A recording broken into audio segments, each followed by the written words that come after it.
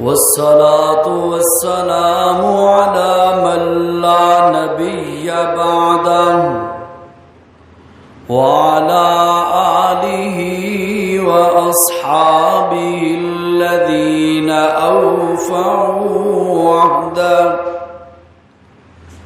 أعوذ بالله من الشيطان الرجيم. بسم الله الرحمن الرحيم. يا أيها الذين آمنوا إذا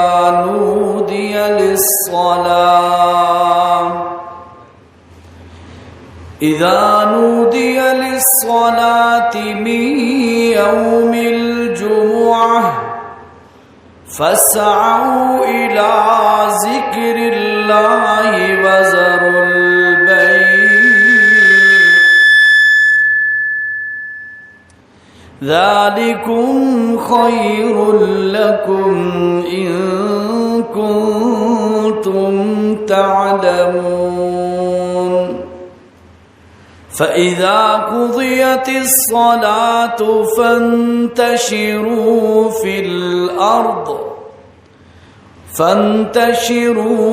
الأرض وابتغوا من فضل الله واذكروا الله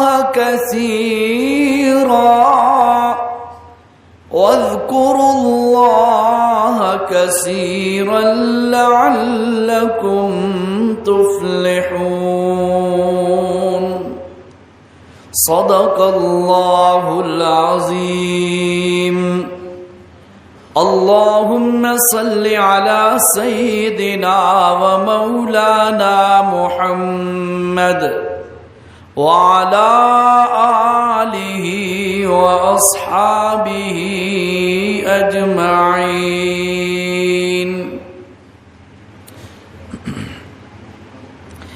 ذی وقار سامعین، آپ کی مسجد کا آج افتتاحی اور ابتدائی جمعہ ہے. اسی نسبت سے چند گزارشات آپ کی گوش گزار کرنے کا ارادہ رکھتا ہوں. اللہ حق بات سمجھانے کی اور پھر سمجھنے کی اور پھر عمل کرنے کی توفیق نصیب فرمائے. جمعہ کا دن شریعت اسلامیہ میں بہت عظمت والا اور بڑی رفعت اور مقام والا دن ہے. اس دن کی اتنی عظمت ہے کہ اللہ نے اس دن کی قسم کھا کے قرآن میں اس دن کی عظمت کو بیان کیا. اور پھر ایک اور موقع پر فرمایا قرآن مجید میں سورۃ جمعہ، اس میں فرمایا لوگوں جس وقت جمعہ کا وقت ہو جائے اور جمعے کے لیے تمہیں بلا لیا جائے اس وقت اپنے کام کاج چھوڑ کر جمعہ کے لیے حاضر ہو جاؤ. اس بات سے بھی جمعہ کی اہمیت کا اندازہ ہوتا ہے. ایک جمعے کی قسم کھانا، دوسرا جمعے کی عزت کا بیان کرنا کہ ہر چیز چھوڑ کر جمعے کے لیے آ جاؤ، اور تیسری اہمیت جمعے کی اس بات سے واضح ہوتی ہے کہ اللہ نے قرآن کے اندر ایک پوری سورت کا نام ہی سورۃ جمعہ رکھ دیا. بتا دیا کہ یہ اتنا اہم ہے کہ قرآن کے اندر ایک سورت کا نام جمعہ ہے، سورۃ جمعہ، جو 28ویں پارے میں ہے. ویسے بھی مسلم شریف کی حدیث ہے، سب کی توجہ ہے نا؟ مسلم شریف کی حدیث ہے، حضور اکرم صلی اللہ تعالی علیہ وسلم نے فرمایا، ابو ہریرہ رضی اللہ تعالی عنہ راوی ہیں اس روایت کے، فرماتے ہیں رسول اللہ صلی اللہ علیہ وسلم نے میرا ہاتھ پکڑا اور فرمایا ابو ہریرہ ہفتے والے دن اللہ نے مٹی کو یعنی زمین کو پیدا فرمایا، اور پھر فرمایا اتوار والے دن اللہ رب العزت نے آسمانوں کو پیدا فرمایا، سوموار والے دن اللہ نے جمادات کو پیدا فرمایا، منگل والے دن اللہ نے ضروریات کی چیزوں کو پیدا فرمایا، بدھ والے دن اللہ نے نور پیدا فرمایا، اور جمعرات والے دن اللہ نے جانور زمین میں پھیلائے، اور جمعے والے دن جمعہ کے بعد عصر کے بعد اللہ رب العزت نے آدم علیہ الصلوۃ والسلام کی تخلیق فرمائی، او کما قال صلی اللہ علیہ وسلم۔ یہ حدیث کا مفہوم میں نے آپ کے سامنے رکھا، اس میں اس بات کا ذکر ہے کہ جمعے والے دن اللہ نے سب سے افضل مخلوق انسان اس کو پیدا فرمایا، آدم علیہ السلام کو۔ تو اس لیے شریعت اسلامیہ میں یہ جو جمعہ کا دن ہے یہ بہت فضیلت والا دن ہے۔ حضرت عباس سب کہیں رضی اللہ تعالی عنہ فرماتے ہیں یہودی میرے پاس آیا اور اس نے کہا کہ تمہاری کتاب کے اندر، تمہارے قرآن کے اندر ایک آیت موجود ہے، اگر وہ آیت ہماری کتاب میں موجود ہوتی تو ہم اس دن کو عید کا دن مناتے۔ بات سمجھو ذرا، جو آیت تمہاری کتاب قرآن میں موجود ہے اگر وہ ہماری کتاب میں موجود ہوتی تو ہم اس دن عید مناتے۔ آگے حضرت عباس رضی اللہ تعالیٰ عنہ کا جواب سنیے، فرمایا اور یہودی تو کہتا ہے اگر ہماری کتاب میں یہ آیت اترتی جس دن، اس دن ہم عید مناتے۔ ہم مسلمانوں سے پوچھ جس دن یہ آیت اتری اس دن ہم مسلمانوں کی 2 عیدیں تھیں۔ فرمایا کیسے 2 عیدیں؟ فرمایا جس دن یہ آیت اتری اس دن 9ویں ذی الحجہ عرفہ کا دن تھا، ایک عید مسلمانوں کی کہ جس دن عید کا خطبہ دیا جاتا ہے، اور نمبر 2 فرمایا کہ اس دن جمعہ کا دن تھا، جمعہ کا دن بھی مسلمانوں کے لیے عید کی طرح کا عزت والا اور عظمت والا دن ہے۔ اس لیے اس دن کی قدر جانیے، اس دن کی اہمیت کو سمجھیے۔ یہ دن بڑا اونچا دن ہے، اور آپ نے بہت اچھا فیصلہ کیا ہے کہ آپ نے یہ جو یہاں پر جمعہ کا آغاز کیا ہے علماء کی اجازت سے، مفتیان کرام، حضرت شیخ صاحب تشریف لائے تھے نا آپ کے پاس، مولانا مفتی امیر عبداللہ صاحب، ان کی یعنی نگرانی میں یہ کام ہوا ہے الحمدللہ۔ تو یہ بہت اچھا سٹیپ ہے بھائیو۔ جمعہ کو جمعہ کہتے اس لیے ہیں کہ اس میں لوگ جمع ہوتے ہیں اور جمع ہو کر قرآن و سنت کا وعظ اور خطبہ سنا جاتا ہے جو لوگوں کی اصلاح کے لیے کافی ہوتا ہے، اور یہ ضروری چیز ہے کہ ہر ہفتے کم از کم ہر ہفتے مسلمانوں کی اصلاح کا کام ہوتا رہے۔ اس سے انشاءاللہ بڑے فوائد آپ کو نظر آئیں گے، انشاءاللہ بڑے فوائد نظر آئیں گے۔ لیکن جمعہ کے متعلق چند چیزیں ذرا اور بھی سن لیں۔ میں نے آپ کو اولاً کہا کہ اللہ نے قرآن مجید میں قسم کھائی ہے جمعہ کی، کیسے؟ فرمایا اعوذ باللہ من الشیطان الرجیم بسم اللہ الرحمن الرحیم والسماء ذات البروج۔ او لوگوں، اللہ فرماتے ہیں قسم ہے مجھے آسمانوں کی، جو برج والا آسمان ہے جس کے اندر برج ہیں بہت بڑے بڑے، ان آسمانوں کی مجھے قسم ہے، والیوم الموعود، اور بار بار لوٹ کر آنے والے دن کی مجھے قسم ہے، یا اس دن کی قسم ہے جس دن تم سارے اللہ کے دربار میں قیامت کے دن جمع ہوگے۔ اور تیسرے نمبر پہ فرمایا وشاہد ومشہود. او لوگوں میں اللہ کو قسم ہے 9ویں ذی الحجہ کی، اور مجھے قسم ہے اللہ کو قسم ہے جمعہ کے دن کی. یہ وہ عظیم دن ہے جس کی اللہ قسمیں کھا رہا ہے. یہاں پر ایک مسئلہ سمجھو، اللہ کے علاوہ، توجہ ہے سب کی، اللہ کے علاوہ اللہ کی مخلوق کی قسم کھانا حرام ہے. کوئی کہتا ہے مجھے نبی کی قسم، کوئی کہتا ہے مجھے علی کی قسم، کوئی کہتا ہے مجھے فلاں چیز کی قسم. یاد رکھیے گا، اللہ کے علاوہ کسی مخلوق میں سے کسی فرد کی قسم کھانا حرام ہے. یہ شریعت کا مسئلہ ہے. لیکن ذرا توجہ تو کریں، یہی چیز اللہ نے قرآن میں خود قسمیں کھا کھا کے بیان کی ہے. کیسے؟ مخلوق کے لیے ہمارے لیے حکم ہے کہ ہم نے قسم اللہ کے علاوہ کسی کی نہیں کھانی، لیکن اللہ خود قسمیں کھاتا ہے. کبھی کہتا ہے وَالسَّمَاءِ ذَاتِ الْبُرُوجِ، او لوگوں مجھے آسمانوں کی قسم. آسمان مخلوق ہے کہ نہیں؟ ذرا بولیں ذرا تھوڑا سا. آج پہلا دن ہے، آج بولیں انشاءاللہ، پھر پوری زندگی آپ بولتے رہیں گے. ٹھیک ہے؟ یہ میرے نام کی تائید نہیں ہے، قرآن و سنت کی تائید کے لیے آپ بولیں گے نا انشاءاللہ. اللہ نے آسمانوں کی قسم کھائی ہے. آسمان مخلوق ہے کہ نہیں؟ مخلوق ہے نا. اللہ نے فرمایا وَالسَّمَاءِ ذَاتِ الْبُرُوجِ.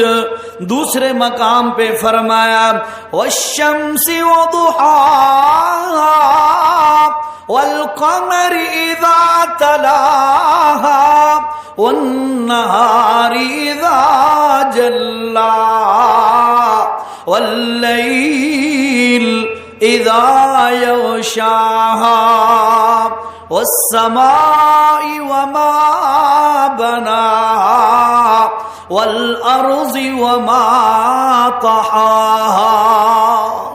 یہ ساری قسمیں ہیں. سورج کی قسم ہے اور اس کے چمکنے کی مجھے قسم ہے. والقمر اذا تلاها، اور مجھے چاند کی قسم ہے اور اس کے طلوع ہونے کی قسم ہے. والنہار اذا جلاها، اور مجھے دن کی قسم ہے جب وہ روشن ہو جاتا ہے. واللیل اذا یغشاها، مجھے رات کی قسم ہے جب وہ چھا جاتی ہے. یہ ساری قسمیں مخلوق کی قسمیں ہیں.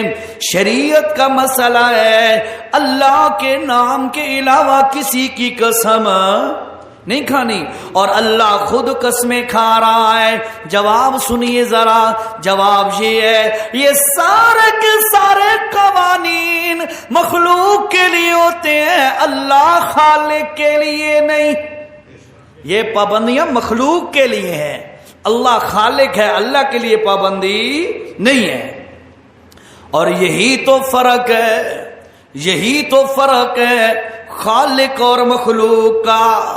خالق کسی سے مجبور نہیں، ایسا ہی ہے نا. خالق کے لیے کوئی قانون نہیں.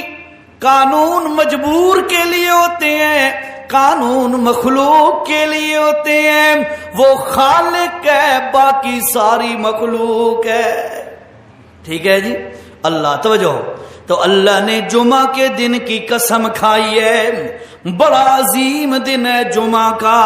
اس دن اللہ کے رسول نے لوگوں کو مساجد میں اور جمعہ کے مقامات پہ جمع ہو کر اللہ پاک کا قرآن اور نبی کا فرمان سننے کی ترغیب دی ہے. اور توجہ کرو، سورت کا نام سورت جمعہ ہے. اللہ نے کیا فرمایا؟ یا ایھا الذین آمنوا، او ایمان والو، اذا نودی للصلاۃ، جس وقت جمعہ کی اذان ہو جائے. جمعہ کی جمعہ کی اذان ہو جائے اس وقت تم کیا کرو؟ فرمایا فسعوا الی ذکر اللہ، تم دوڑ کے آؤ الی ذکر اللہ، اللہ کے ذکر کی طرف۔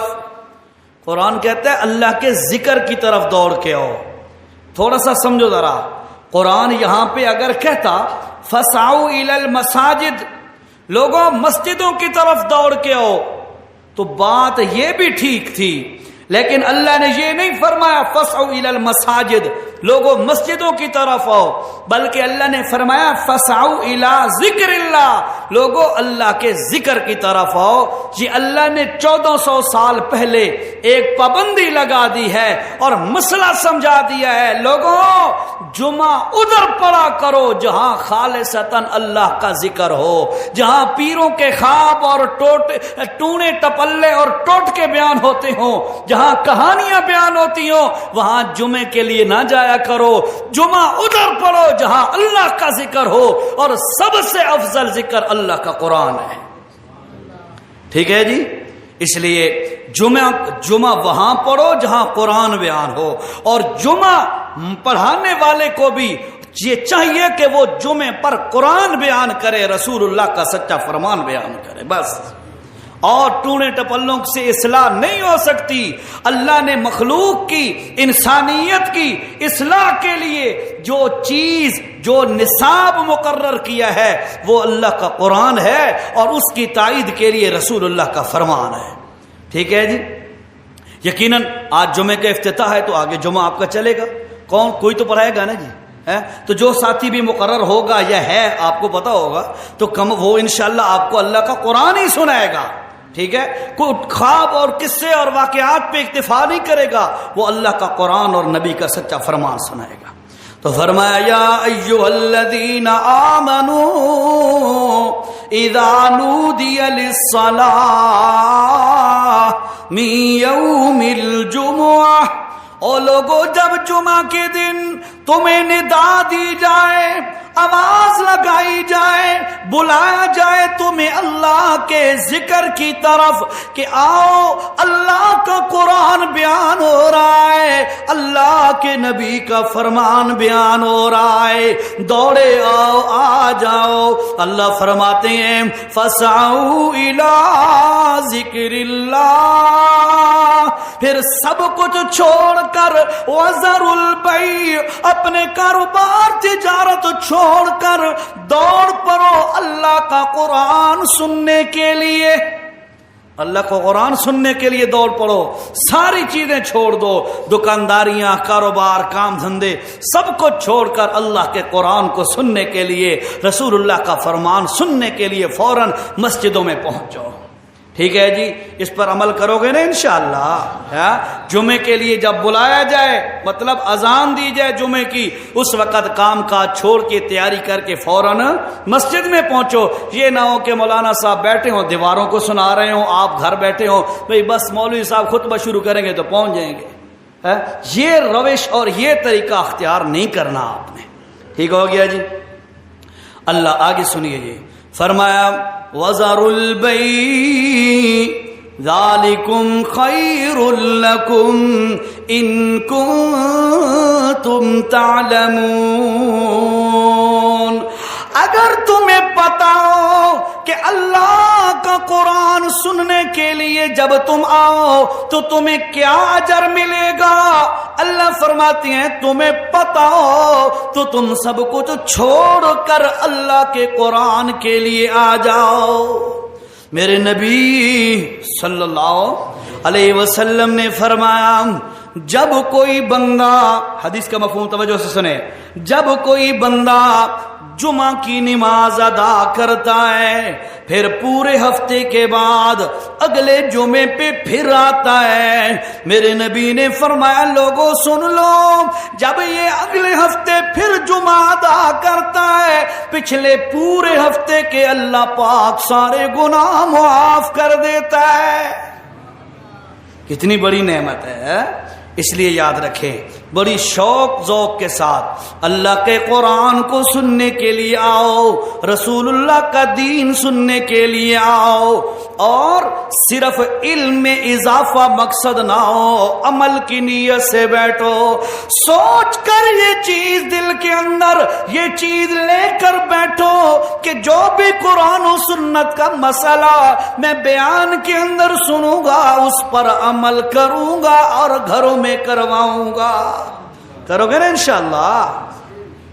آگے جی فرمایا فَإِذَا قُضِيَتِ الصَّلَاةُ، جس وقت جمعہ پڑھ لو، فَانْتَشِرُوا فِي الْأَرْضِ، پھر زمین میں پھیل جاؤ، وَابْتَغُوا مِنْ فَضْلِ اللَّهِ، اور پھر اللہ کا رزق تلاش کرو۔ یہاں پہ علماء نے لکھا ہے، توجہ، علماء نے لکھا ہے جمعہ کی نماز کے بعد اگر کوئی بندہ کاروبار کرے گا تو اللہ اس میں زیادہ برکت دے گا، اس میں برکت زیادہ ہوگی۔ جو بھی کام دنیا کا کرو گے نا جمعے کے بعد اس میں برکت زیادہ ہوگی۔ کیوں؟ اس لیے کہ تو آپ نے جمعہ کے لیے کاروبار چھوڑا، اللہ کے حکم کی تعمیل کی ہے، اور پھر اللہ پاک بھی اس کے لیے بدلہ تمہیں دنیا میں ہی عطا کر دے گا، برکت ہی برکت آ جائے گی۔ ٹھیک ہے جی، اس لیے کوشش کریں گے نا جمعے پہ ٹائم پہ پہنچیں گے۔ آگے سنیے جی، اب دیکھو میرے بھائیوں، ہم بڑے سست لوگ ہیں، بڑے کمزور لوگ ہیں، دنیا کو بڑی اہمیت دیتے ہیں، دین کے معاملے میں ہم ہیلے بہانے سے کام کرتے ہیں۔ ہونے گیا جی، ابھی پہنچا جی، بس میں پہنچا جی، یہ ہماری سوچ ہوتی ہے۔ کرتے کرتے عموماً ہم بالکل آخر پہ جا کے پہنچتے ہیں یہ بیانات میں، جمعے پر، ان مواقع پہ۔ تو سوچو ذرا، ہیلے بہانے جو اس دین کے معاملے میں کرے گا اللہ پاک اس کا انجام کیا کرتا ہے۔ ذرا آپ کو ایک واقعہ سناتا ہوں قرآن کا، آپ حیران ہو جاؤ گے۔ اللہ نے فرمایا، پہلا پارہ ہے، وَلَقَدْ عَلِمْتُمْ الَّذِينَ اعْتَدَوْا مِنْكُمْ فِي السَّبْتِ فَقُلْنَا لَهُمْ كُونُوا قِرَدَةً خَاسِئِينَ۔ توجہ، فرمایا میرے پیغمبر آپ کو پتہ ہونا چاہیے ایک قوم وہ بھی گزری ہے جن کے لیے ہم نے عبادت کا دن ہفتے کا مقرر کیا۔ توجہ کرو ذرا، بات کو سمجھنا ہے، ذرا ڈیپلی سمجھے ذرا۔ ایک وہ قوم ہے جس کے لیے عبادت کا دن ہفتے کا دن ہے، اور ایک وہ قوم ہے جس کے لیے عبادت کا دن اتوار کا دن ہے، اور ایک مسلمانوں کی قوم ہے جس کے لیے عبادت کا دن جمعے کا دن ہے۔ ایسے ہی ہے نا، ہفتے کا دن یہود کے لیے، اتوار کا دن نصارہ کے لیے، اور جمعہ کا دن مسلمانوں کے لیے۔ اب توجہ، یہودیوں میں سے ایک گروہ نے، ایک پارٹی نے اللہ کے اس دن کے اندر خیانت کی۔ میں اس لیے یہ سنا رہا ہوں تاکہ اللہ تعالی ہمیں خیانت کرنے سے بچائے۔ توجہ جی، ان کو اللہ کے نبی نے اللہ کا حکم سنایا، اے قوم والوں خبردار، تم نے ہفتے والے دن، کیونکہ وہ دریا کے کنارے پہ رہتے تھے اور مچھلیاں پکڑنا، شکار کرنا مچھلیوں کا، یہ ان کا ایک یعنی آمدن کا ذریعہ بھی تھا، اور اسی سے وہ اپنا سسٹم چلاتے تھے، ماہی گیر تھے، مچھلیاں پکڑنے والے۔ اللہ نے فرمایا پورا ہفتہ مچھلیاں پکڑو سوائے ایک دن کے، اور وہ دن کون سا ہے؟ ہفتے والا دن۔ ہفتے والے دن تم نے مچھلیاں نہیں پکڑنی، باقی دنوں میں مچھلیاں پکڑو، کوئی منع نہیں ہے، اور ہفتے والے دن تم نے اللہ کی عبادت کرنی ہے۔ اب وہ اس طرح کرنا شروع ہو گئے، ہفتے والے دن مچھلیاں نہیں پکڑتے تھے، باقی ایام میں وہ مچھلیاں پکڑتے۔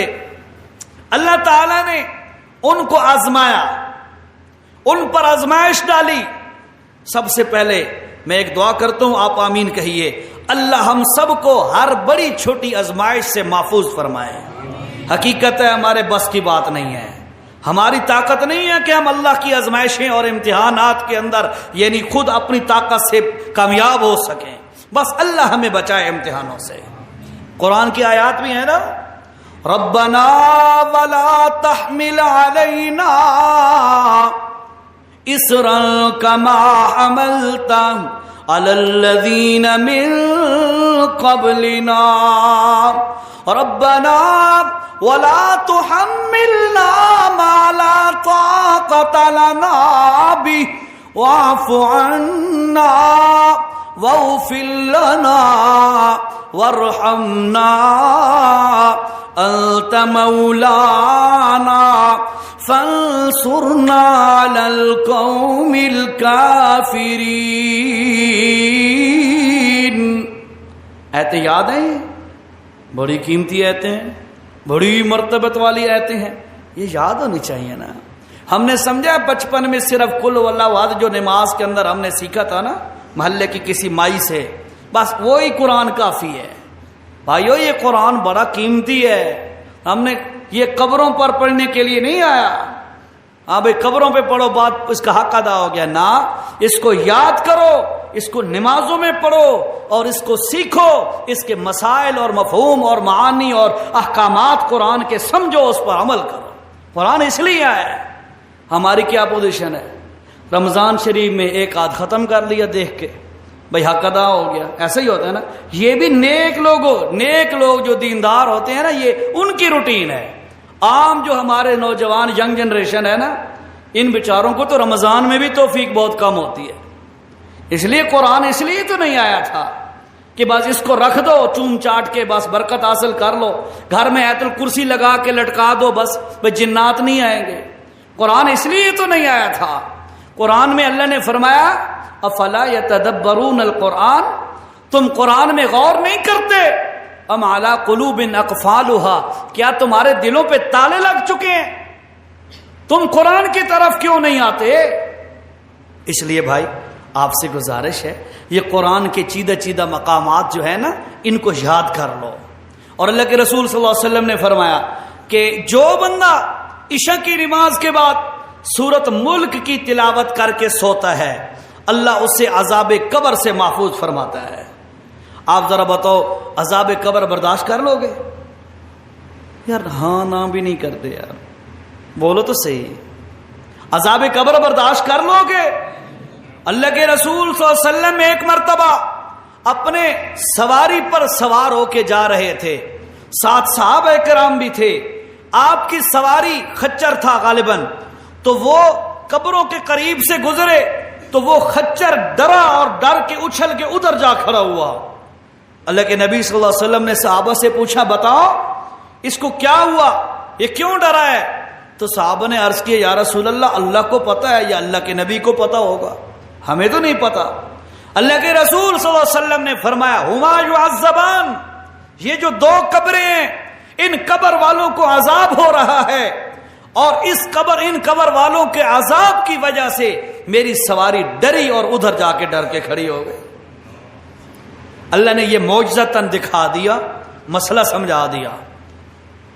تو اب اللہ کے رسول صلی اللہ علیہ وسلم نے اگلی بات کی، توجہ، اللہ کے رسول صلی اللہ علیہ وسلم نے اگلی بات کی، فرمایا لوگوں یہ کوئی اتنے بڑے جرموں کی وجہ سے عذاب نہیں جھیل رہے، کوئی اتنے بڑے جرم نہیں تھے، لوگوں کی نظروں میں بڑے چھوٹے جرم تھے وہ، جس کو ہم چھوٹا سا گناہ ہی نہیں سمجھتے۔ آج ہماری یہ پوزیشن ہے۔ میرے نبی نے فرمایا لوگوں کی نظروں میں یہ بہت چھوٹے جرم ہیں، اور وہ کون سے ہیں؟ فرمایا ان میں سے ایک قبر والا اپنی پیشاب کے چھوٹے قطروں سے نہیں بچتا تھا، پیشاب کے قطروں سے ایک نہیں بچتا تھا، اسے عذاب قبر ہو رہا تھا، اور دوسرا اپنے بھائی کی غیبت کرتا تھا، غیبت سے نہیں بچتا تھا، اسے عذاب قبر ہو رہا تھا۔ یہ تو ہم گناہ نہیں سمجھتے نا آج، جانوروں کا موتر اور پیشاب کے اندر ہم گھوم پھر رہے ہوتے ہیں، پتہ ہی نہیں ہوتا، کپڑے بچانے کی کوشش بھی نہیں کرتے، ایسا ہوتا ہے نا، ہمارے خیال ہی نہیں ہوتا۔ ہماری عورتوں کی بھی یہی پوزیشن ہے کہ بچہ ہے بچی ہے گود میں اٹھایا ہوا ہے، اس نے پیشاب کر دی ہے، فکر ہی کوئی نہیں ہے، چلو کر دی ہے بائی چانس، جا کے فوراً اس کا حل نکالے دھوئے، لیکن فکر پتہ ہی نہیں ہے ہمیں مسئلے کا۔ یہ جمعہ اسی لیے شروع ہوا ہے تاکہ ہمیں دین کی کوئی سمجھ آئے.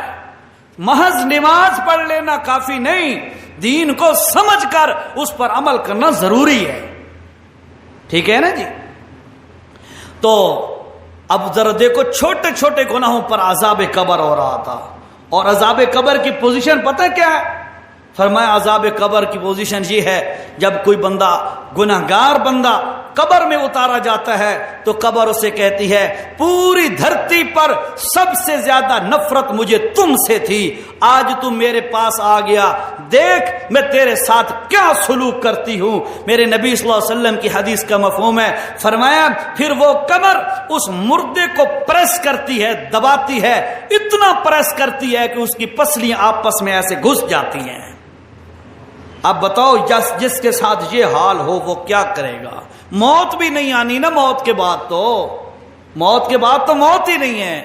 اب کیا کرے گا؟ وہ پستا رہے گا قیامت تک، پھر قیامت کا دن آئے گا، پھر اگلے مرحلے شروع ہو جائیں گے. تو اس کا حل میرے نبی نے کیا بتایا؟ میرے نبی نے فرمایا اور سونے سے پہلے سورت ملک پڑھ لیا کرو، اللہ تمہیں عذاب قبر سے بچا لے گا. سوکھا کام ہے نا، آسان کام ہے. میری اردو سمجھ آ رہی ہے نا آپ کو؟ تو اس لیے یہ آسان کام ہے. خدا را یہ یاد کرو. لوگ کہتے ہیں یاد نہیں ہوتا. کیوں نہیں یاد ہوتا؟ موبائلوں کے نمبر یاد ہو جاتے ہیں، میں فلاں کا یہ نمبر ہے، فلاں کا یہ نمبر. کرکٹ کی ٹیم کے کھلاڑیوں کے سارے 13 کے نام یاد ہوتے ہیں. فلاں دن فلاں نے کتنی بیٹنگ کیسے کی تھی، اس نے بالنگ کیسے کی تھی، فیلڈر کیسا تھا، وہ فلاں یہ کیچ آؤٹ ہوا تھا، یہ ساری ہسٹری یاد ہے. اور تگڑا ڈرامہ دیکھتے ہوئے ان کے سارے ایکٹروں کے نام یاد ہو سکتے ہیں. نہیں یاد ہوتا تو اللہ کا قرآن یاد نہیں ہوتا نا میرے بھائی. یہ شیطان کا دھوکہ ہے. اللہ نے قسم کھائی ہے قرآن میں اور فرمایا وَلَقَدْ، اور لوگوں مجھے قسم ہے اللہ ہونے کی، یسرنا القرآن، ہم نے قرآن کو بڑا آسان کیا ہے، بہت آسان بنایا ہے. کیسا آسان؟ اٹھانا، بھائی اٹھانا آسان ہے. فرمایا نہیں، للذکر، یاد کرنے کے لیے ہم نے قرآن بڑا آسان بنایا. فَهَلْ مِن مُدَّکِرٍ، کوئی ہے جو قرآن کو یاد کرے؟ خدا را ہم اسی رب کا نمک کھاتے ہیں، خدا را ہم اسی رب کی نعمتیں دن رات استعمال کرتے ہیں، اور ہم اس رب کا قرآن ہی نہ پڑھ سکیں. ایک ہی چیز تو اللہ نے ہمیں دی ہے، قرآن، اور کہا کہ دنیا کے کام دھندے کرو پر قرآن کو یاد رکھنا. ہم قرآن کو چھوڑ بیٹھے. قرآن نہیں چھوڑو گے نا انشاءاللہ؟ پڑھو گے نا جی؟ یاد کرنے کی کوشش کرو. صرف قل هو اللہ احد پر اکتفا نہ کیا کرو. مسئلہ سمجھ لو ذرا. مسئلہ، جس بندے کو قرآن کا کوئی اور مقام یاد ہو، توجہ، جس بندے کو قرآن کا کوئی اور مقام بھی یاد ہو، کہیں سے 2-3 آیتیں آتی ہیں، کوئی مقام قرآن کا یاد ہے، اور پھر بھی وہ تلاوت اور مقام کی نماز میں نہیں کرتا، ہر نماز میں سورت قل هو اللہ احد پڑھتا رہتا ہے، ایسے بندے کی نماز مکروہ ہے.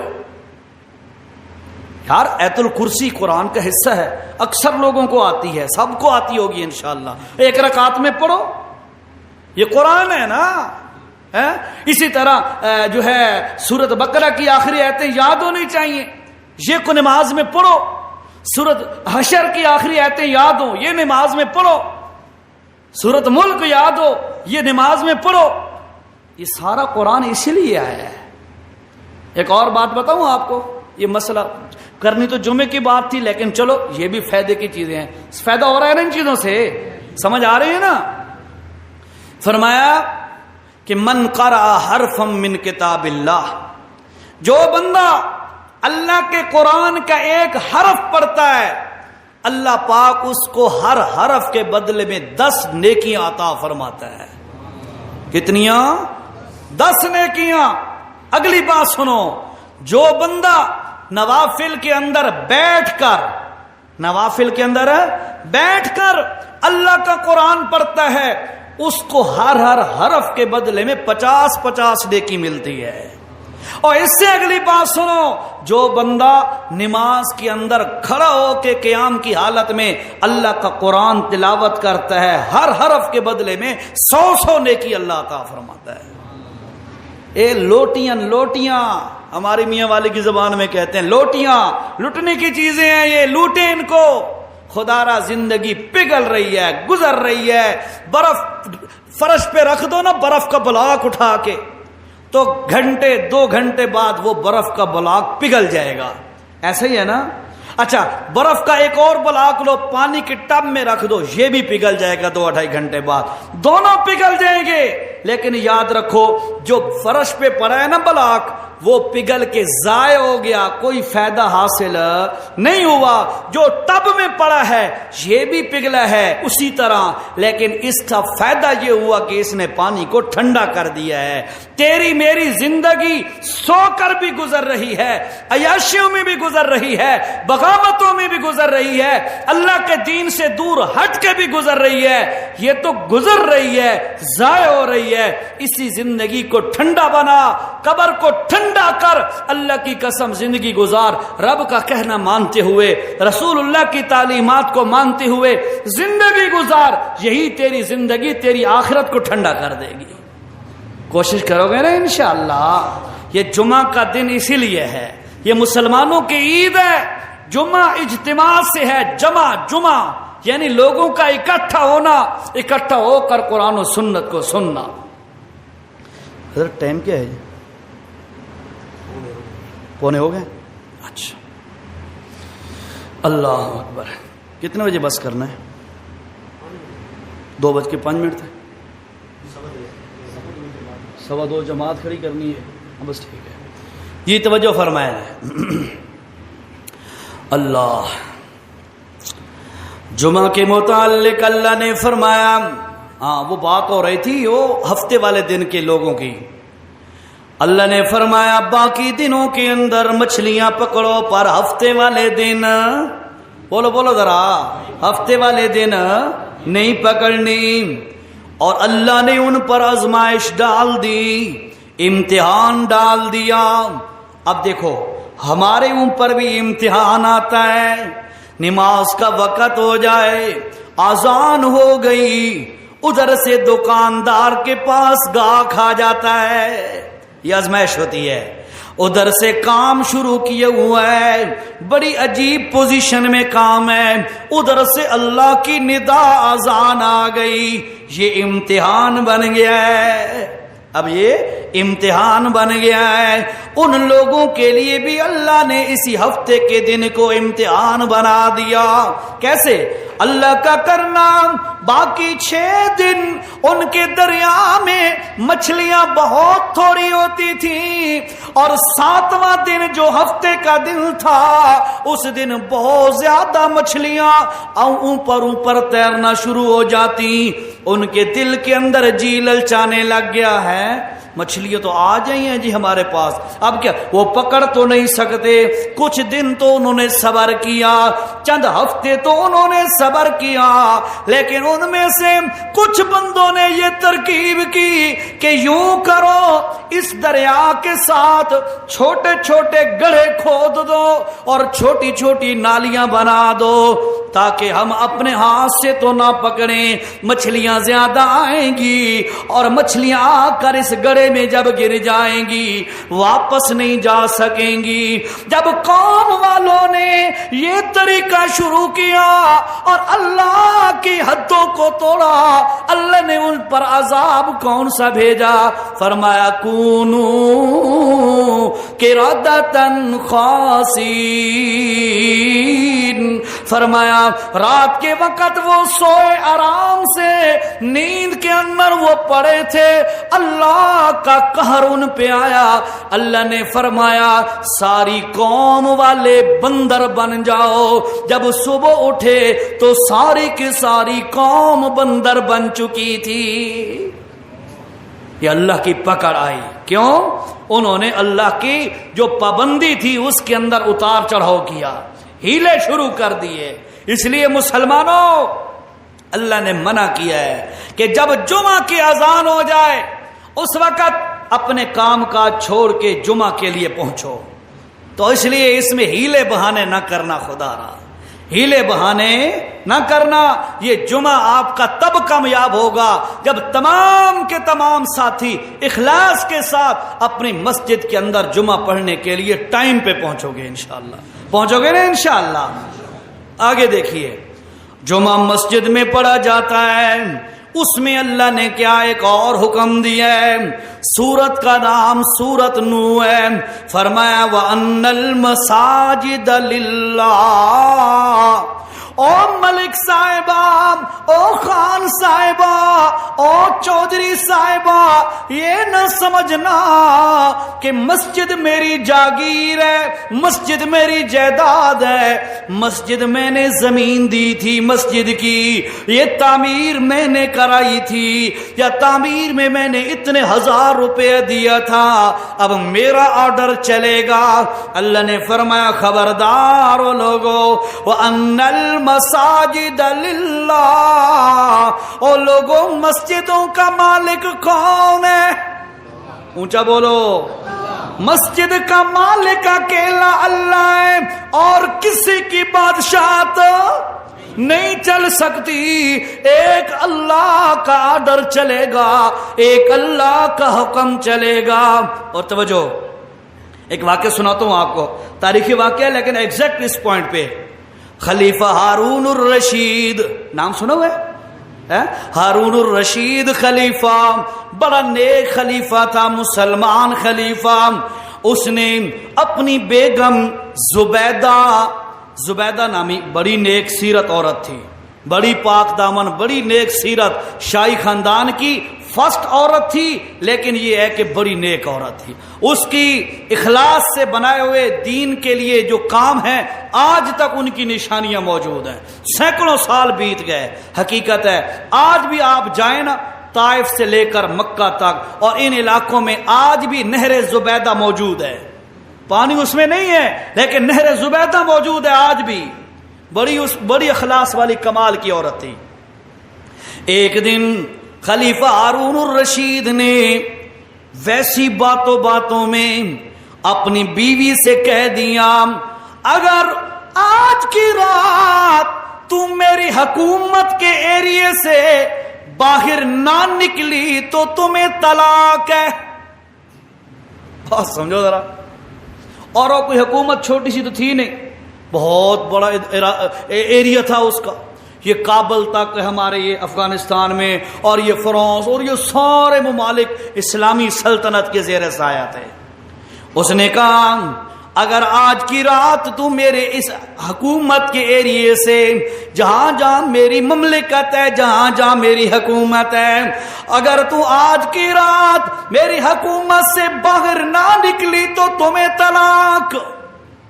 یہ کہا اور پھر وہ ہوش ٹھکانے آ گیا، بھئی یہ میں کیا کہہ بیٹھا. اور عموماً ہوتا ایسے ہی ہے، عموماً ہوتا ایسے ہی ہے. طلاق دے بیٹھتے ہیں نا تو پھر بعد میں سوچتے ہیں اوہ یہ میں کیا کر بیٹھا، یہ میرے ساتھ. 2-3 سال پہلے کی بات ہے، ایک بندے نے مجھ سے مسئلہ پوچھا. کہتا ہے جی بڑی محبت کی شادی کی ہے، نوجوان لڑکا ہے، بڑی محبت سے شادی کی ہے، اور گھر میں آیا، سردیوں کا موسم تھا، گھر میں آیا مالٹے لے کر، اور بیوی کی طرف ایک پھینکا. کہتا ہے ہک تے دو تے ترے. مذاق میں بیوی کو 3 طلاقیں دے دی. جو ہی بیوی نے سنی تو بیوی تو بے ہوش ہو کے گر گئی. اس کو جب افاقہ ہوا اس نے کہا جی مولویوں کے پاس جا، تو مسئلہ پوچھ. پہلے ان اوروں سے بھی پوچھا ہوگا، بہرحال مجھ ناچیز سے بھی انہوں نے پوچھا. مجھے کہا جی کیا اس کے بارے میں حکم ہے. میں نے ان کو مسئلہ بتایا. میں نے کہا شریعت میں حضور صلی اللہ علیہ وسلم نے فرمایا کہ ثلاثن حزلہن جد و جدہن جد، او کما قال صلی اللہ علیہ وسلم. فرمایا 3 چیزیں ایسی ہیں جن کا مذاق بھی سچ ہے، سچ بھی سچ ہے، جھوٹ بھی سچ ہے. کون سی؟ ان میں سے فرمایا ایک طلاق ہے. طلاق مذاق میں دو تب بھی ہو جائے گی، طلاق دے کے کہو میں نے جھوٹ مارا ہے تب بھی ہو جائے گی، سچ کہو طلاق تب بھی ہو جائے گی. طلاق میں سیکنڈ آپشن ہے ہی کوئی نہیں. اس لیے تو کہتے ہیں نا محتاط ہو کے رہنا چاہیے بندے کو. ٹھیک ہے نہیں؟ بہرحال تو ہارون الرشید نے جب یہ جملہ کہا کہ اگر تو میرے مملکت اور حکومت کے ایریے سے آج کی رات باہر نہ نکلی تو تمہیں طلاق ہے. اب جہاز تو تھے کوئی نہیں، بھائی چلو 2-3 گھنٹوں میں خارج ہو جائے علاقے سے، بندہ بیٹھ کے شاہی کرانے کی عورت تھی، بھائی چلو یار اب وقتی طور پہ اس کو باہر لے جاؤ طلاق نہ پڑے. وہ تو دور تھا گدر ایڑیوں کا، ان چیزوں کا. اب بڑا پریشان سر پکڑ کے بیٹھ گیا، علماء کو بلایا، علماء تشریف لائے، بھائی اس کا حل. سارے علماء بیٹھے ہیں، بھائی یار طلاق ہو گئی ہے، طلاق ہو جائے گی صبح تک، جو ہی صبح ہوگی طلاق آٹومیٹک ہو جائے گی. اب بڑے پریشان. کسی نے کہا جی قاضی ابو یوسف رحمہ اللہ اس کو بلاؤ اور اس سے پوچھو وہ کیا کہتے ہیں.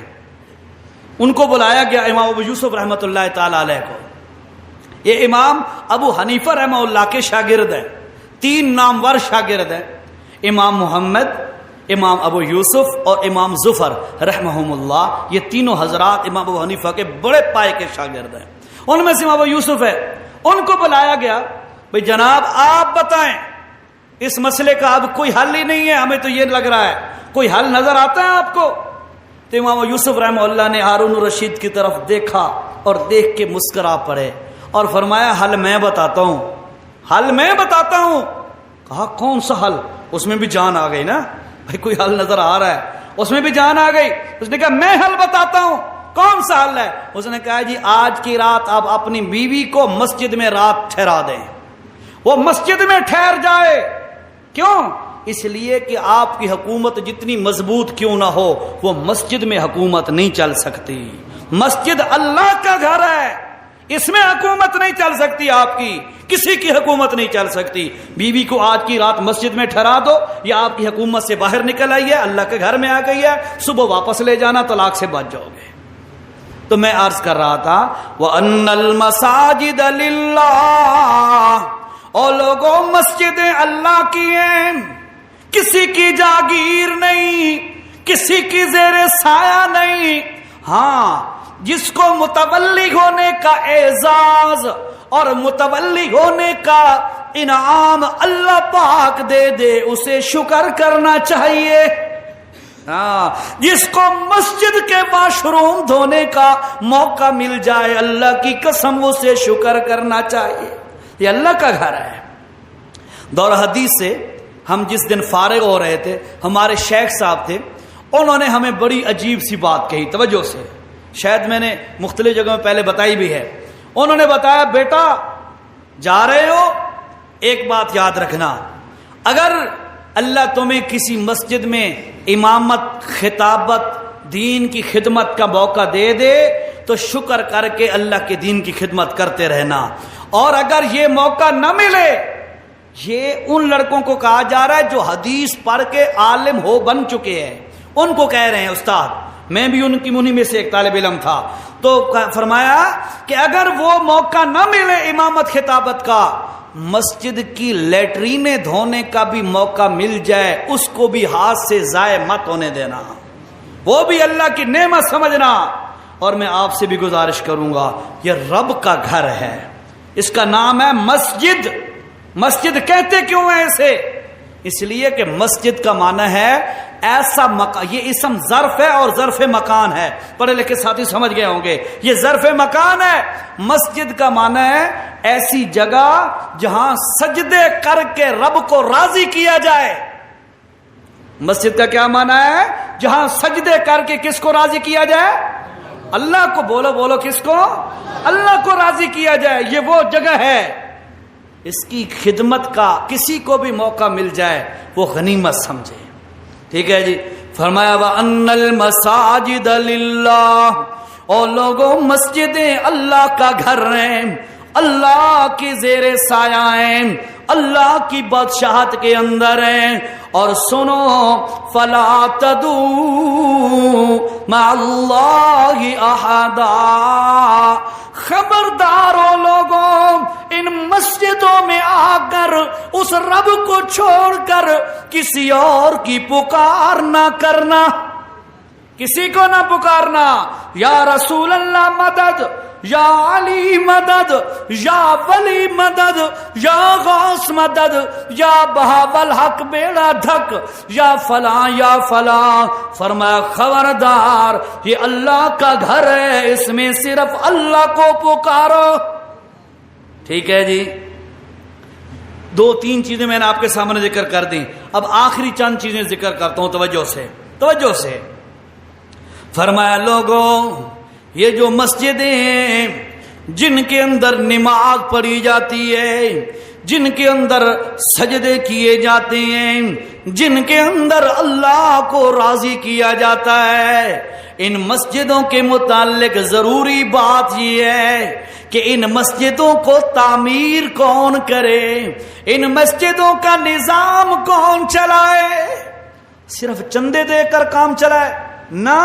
फरमाया लोगों सुनो, इन्नमा यामुर मसाजिद अल्लाह, ओ लोगों मस्जिदें वो तामीर करे, इन्नमा यामुरु मसाजिद अल्लाह मन आमन बिल्लाह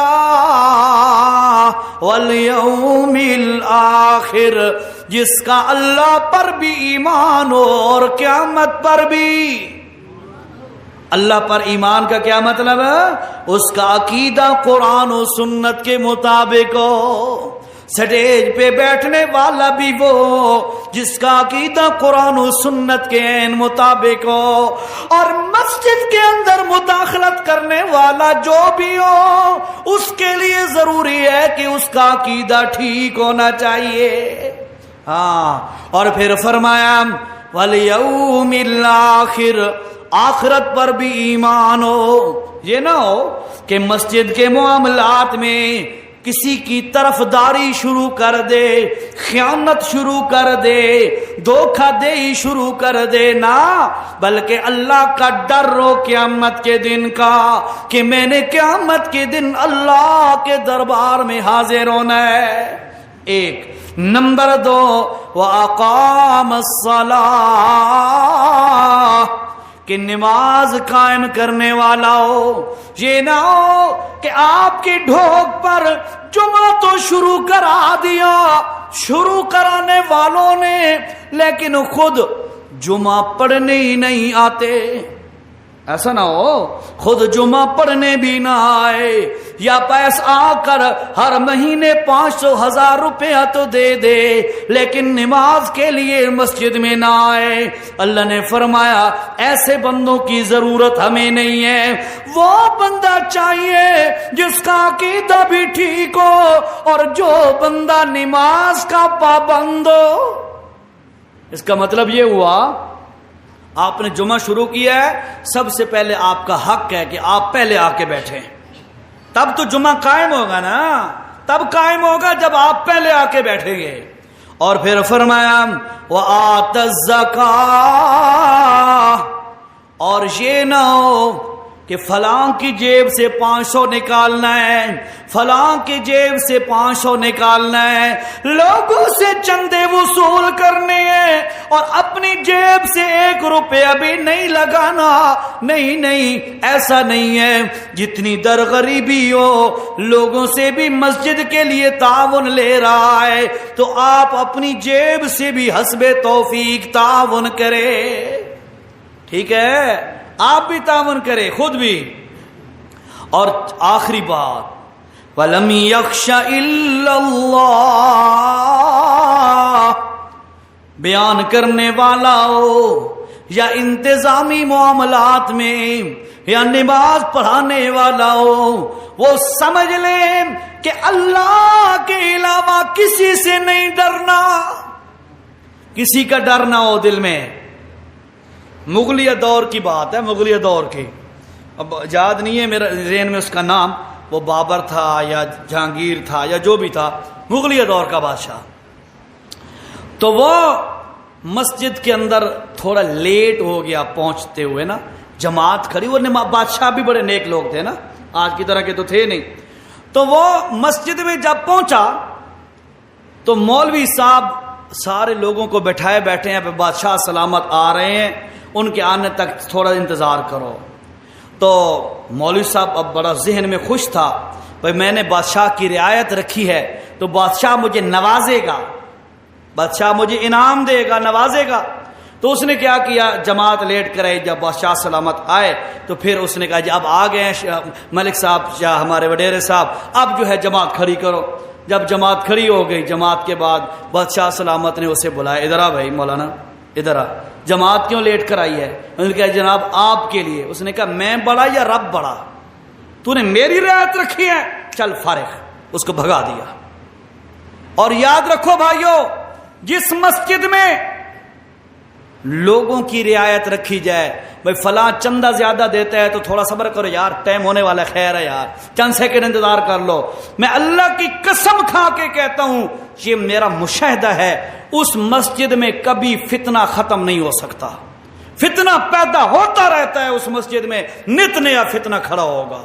اس لیے ٹائم ہو جائے فکس ٹائم پہ کھڑا کر دو، جمعے کی نماز ہے یا دوسری نمازیں ہیں، کسی کی رعایت نہ رکھو ٹائم پہ۔ مثلا او جی فلاں بندہ سنتیں پڑھ رہا ہے جی، تھوڑا کیوں انتظار کرو؟ اس کو چاہیے تھا نا وہ پہلے دیکھتا، بھئی میرے پاس اتنا ٹائم نہیں ہے کہ میں نماز سے پہلے 4 سنتیں پوری کر لوں گا، تو اس کو پہلے سوچنا چاہیے تھا۔ اس نے نہیں سوچا تو آپ بھی اس کے لیے نہ سوچیں، آپ فوراً اپنے ٹائم پہ نماز کھڑی کر دیں۔ یقین کرو ان پالیسیوں پہ عمل کرو گے، انشاءاللہ آپ کی نماز، آپ کی مسجد، آپ کا جمعہ کامیاب سے کامیاب تر ہوتا رہے گا۔ کرو گے نا انشاءاللہ؟ حضرت ٹائم دس ہے جی، ہو گیا ٹائم، ٹھیک ہے۔ ایک آخری بات سنو پھر بات پوری کروں۔ وَلَمْ يَخْشَ إِلَّا اللَّهِ، وَلَمْ يَخْشَ إِلَّا اللَّهِ کے اندر ایک تو یہ ہے کسی کی رعایت نہ کرو، ٹائم پہ آ جاؤ۔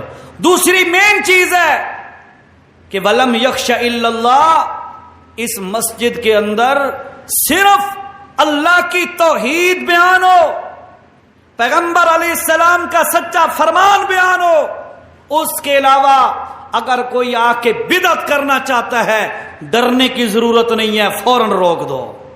بھائی یہ اللہ کا گھر ہے، یہ رسول اللہ کے حکم کے مطابق ہے، ہم اس میں بدعت نہیں آنے دیں گے، شریعت کے خلاف کام نہیں ہونے دیں گے، کسی سے ڈرنے کی ضرورت نہیں ہے۔ اللہ کی قسم بدعت کے مقابلے میں، شرک کے مقابلے میں جب موحدین ڈٹ جاتے ہیں، اللہ نے فرمایا ثم ننجی رسلنا، جیسے میرے نبی ڈٹ جاتے تھے توحید کے اندر، توحید کے ساتھ مل کے توحید کا جھنڈا لے کر جب ڈٹ جاتے تھے، ثم ننجی رسلنا، تو ہم رسولوں کو نجات دیتے تھے اور بچا لیتے تھے۔ والذین آمنوا کذالک ننجی المؤمنین، اگر کوئی مومن بندہ بھی اللہ کی توحید پر ڈٹ جائے گا، پیغمبر کی سنت پر ڈٹ جائے گا، اللہ فرماتے ہیں میرا وعدہ ہے میں اس دیوی کانڈ نہ لگن ایسا، ٹھیک ہے جی۔ اس لیے آپ کی مسجد ہے، اس میں جمعے کا ابتدا ہو گیا الحمدللہ، اب جمعہ کی نماز پڑھیں گے باقاعدہ، تو اب ہوگا جمعہ۔ مختصر یہ ہے کہ اس کے اندر جو چیزیں ضروری تھیں، جمعہ بڑا اہم دن ہے، اس کی قسمیں اللہ نے قرآن میں کھائی، میں نے شروع میں آپ کو بتا دیا، اور صحابہ فرماتے ہیں ہماری یہ عید ہے، یوں سمجھو اتنا خوشی کا دن ہے۔ اور اس کی اہمیت دیکھو، قرآن کے اندر اللہ نے پوری سورت کا نام ہی سورت جمعہ رکھ دیا ہے، اور اہمیت دیکھو، فرمایا جو بندہ جمعہ کی نماز پڑھے اگلے جمعے پھر جمعہ کی نماز ادا کرے، اللہ پاک جمعہ کی برکت سے ہفتے کے پورے گناہ معاف کر دیتا ہے۔